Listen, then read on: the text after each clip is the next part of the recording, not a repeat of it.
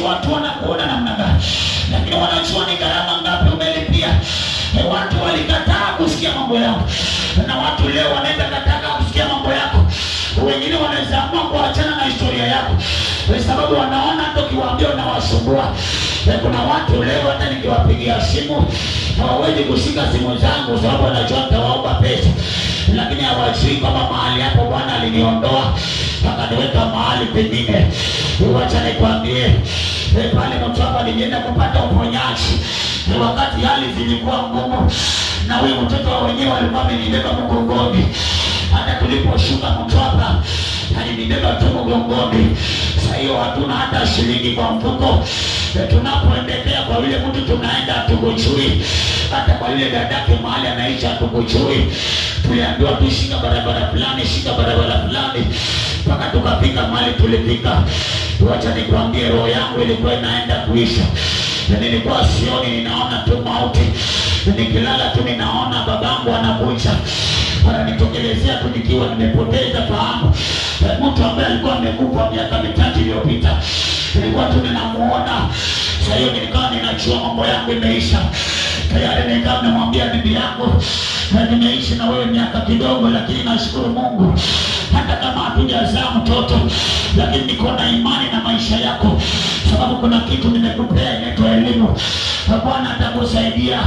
Mungu ananiambia hautakufa, nitie moyo, hautakufa. Tutafika, na tukifika kwa mtumishi wa Mungu hautakufa. Tuliteseka pakubwa sana, lakini Bwana alipofika mahali akasema weka shida zako chini, nitakufungulia kurasa mpya. Bwana anafungua kurasa mpya maishani mwako. Ndio, Bwana anafungua kurasa mpya maishani mwako. Haijalishi umebeba jeneza kwa muda gani, haijalishi umebeba hiyo mizigo kwa muda gani, Bwana anasema weka hiyo jeneza chini. Bwana anasema amuka, enda. Biashara yako Bwana inaamuka. Yesu akamwambia yule mama, talita kumi. Yesu akamwambia talita kumi, maana yake akamwambia amuka. Akaambia yule kijana amuka, akaambia yule kijana talita kumi. Akamwambia amuka kijana, umelala vya kutosha, amuka. Ule muda umehangaika, umefika mwisho, amuka. Zile shida umepitana nazo, amuka. Yale magonjwa ambayo yamekuumiza yamefika mwisho, amuka. Yule mama akashangaa, akaona kama ni muujiza unapita, lakini ulikuwa umeanguka kwa nyumba yake. Kumbuka alikuwa ni mama mjane, na alikuwa yule mtu amebakia naye pia amefariki. Hakuwa na tegemeo tena lingine limebakia. Unajua,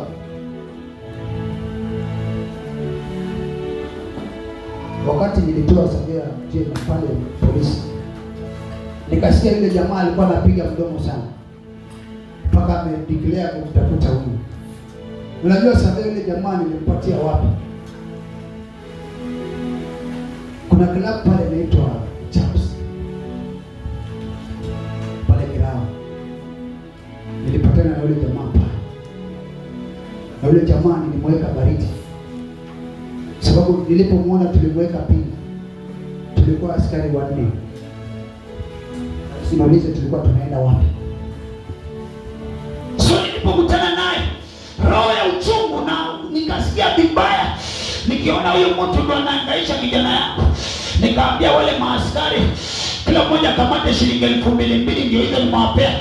Wekeni pingu yule jamaa na tumuingize hapa kwa gari.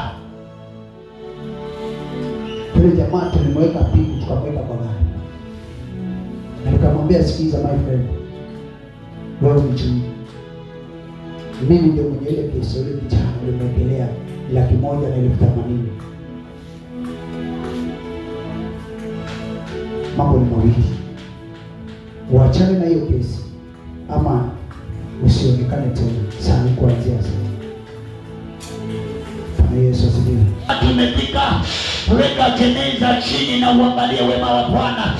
Sio wakati wa kuangalia ni wapi ulipitia, sio wakati wa kuangalia ni nini nikusumbua. Weka jeneza chini. Yesu akamwambia wale watu wekeni hiyo jeneza chini. Sitaki kujua mmetoka umbali gani, sitaki kujua mmetoka kiasi gani, sitaki kujua mmechekelewa muda gani. Niwekeni hiyo jeneza chini. Bwana anasema weka hizo shida zako hapo chini. Toa kila kitu inayokusumbua kwa maisha yako, weka hapo chini.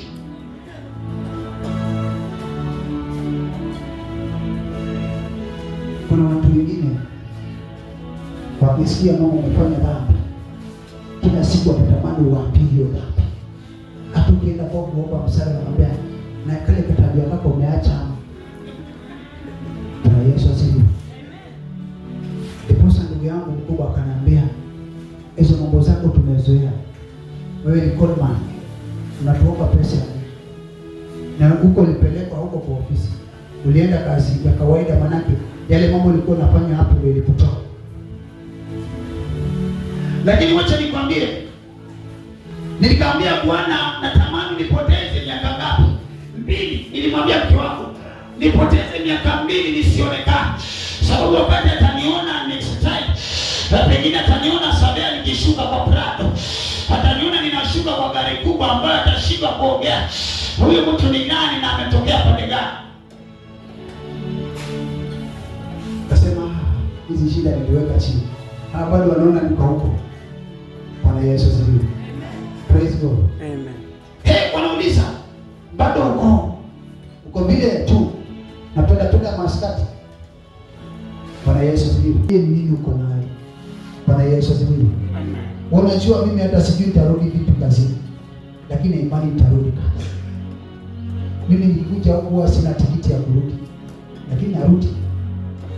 Sababu Mungu anafanyanga mambo. Yule Mungu ninamwamini kwa Yesu. Na siku zote nikienda huwa namtegemea. Hata bebe yangu jana aliona nimepesa. Chukua mtoto wangu nikapeleka town, wakazunguka. Nizungusha town. Sikuwa na pesa. Lakini what I had kasema hapana. Acha nichukue mtoto wangu wapeleke out kidogo. Next year atakuwa wanakuwa 3 wanaenda nao out. Mama yao amezeeka, atakaa tu maboma kidogo. Bwana Yesu asifiwe.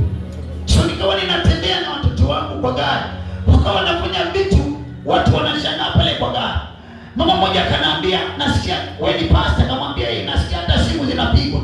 Na wewe mtoto ako na miaka ngapi? Nikamwambia huyo anaelekea miaka 2. Akaniambia na mamake ako wapi? Nikamwambia mamake ako nyumbani, nilimwacha huko akitengeneza vitu, anapika huko nyumbani, na mimi nimekuja na